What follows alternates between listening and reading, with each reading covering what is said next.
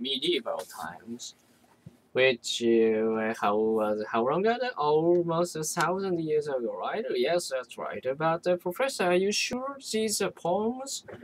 I mean, I thought the poems were shorter. These are more like long stories. I mean, well, them must all rub, but the other one, the whatever it's called, the other one, it's all about fighting and battles. I mean, can both of them be considered to be poems? Well, think back to the very beginning of this course. Remember how we define poetry? In the very broadest sense, we said it's written to evoke, to make you, the audience, have some kind of emotional experience through the use of imagery. Some kind of predictive rhythm, and usually, but not always, there's more than one meaning implied with the words that are used. Let's start with the chanson poetry first. That's chanson. Chanson poems became popular in Europe, particularly in France, and the term is actually short for a longer French phrase that translates to songs of these.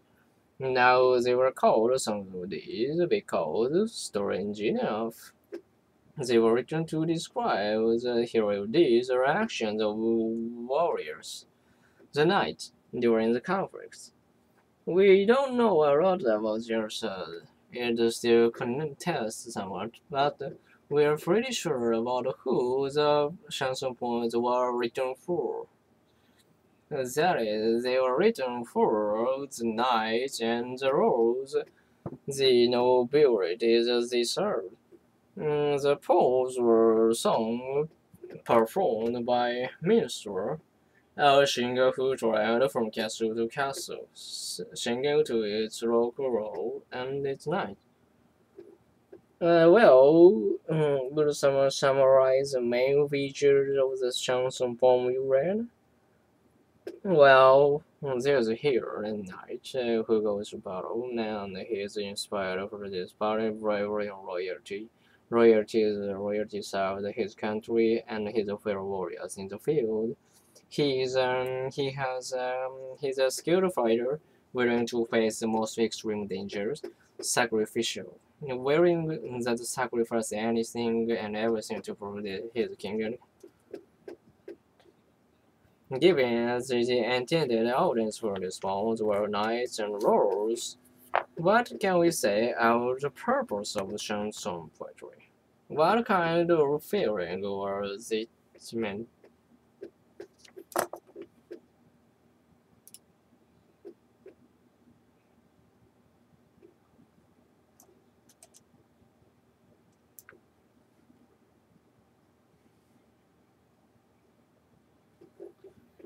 And roles for listening to them, hearing the sounds probably made them feel more patriotic, good of a novel thing to serve their countries and whatever way they could.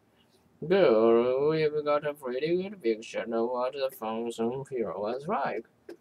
Now let's compare that to the hero in the other poems. The other poem is an example of what's called romance poetry.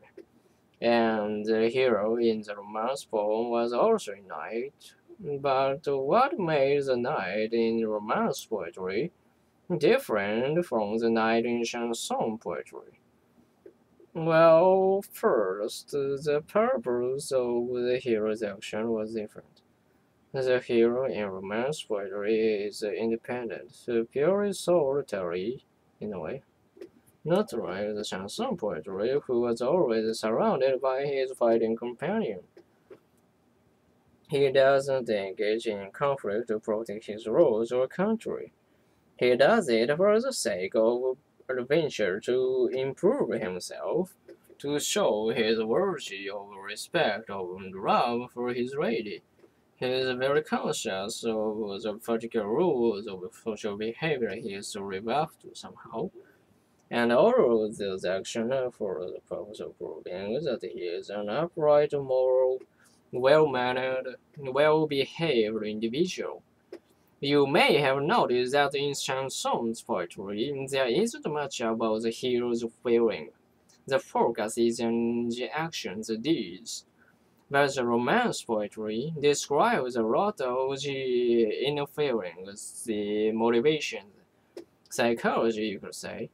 Overnight, trying to improve himself, to better himself, so that he worthy the love of a woman.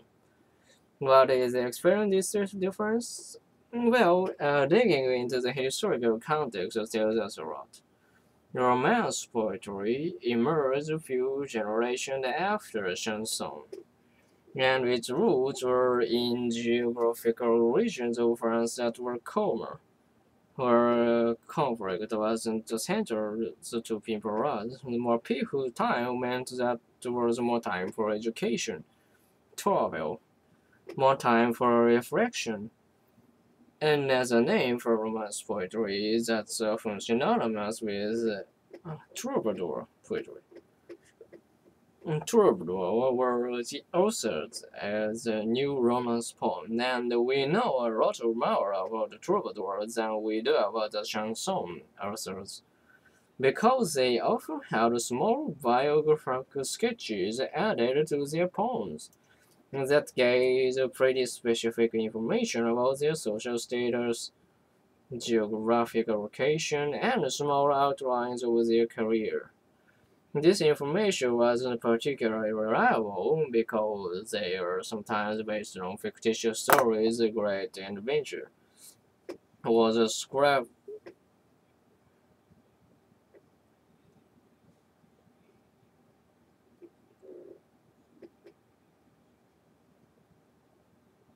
The political climate has settled down enough so that the troubadour has a luxury being able to spend most, if not all of the time, creating, crafting, or composing their love songs for the audiences.